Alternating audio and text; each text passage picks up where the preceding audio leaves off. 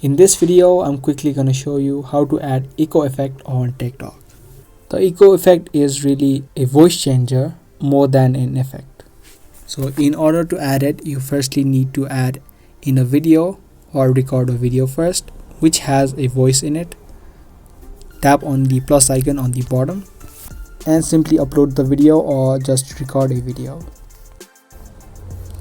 For now, I've just recorded a blank video. Now what you need to do is from this section, you can tap on audio editing right here. After you do that, you can see all of these voices that you can change for. If you keep scrolling, you'll have an option of echo right here. You can tap on it and the echo effect will download and will be automatically added to your voice. Tap on save on the top right and there you go. That's how easily you can add echo effect on TikTok.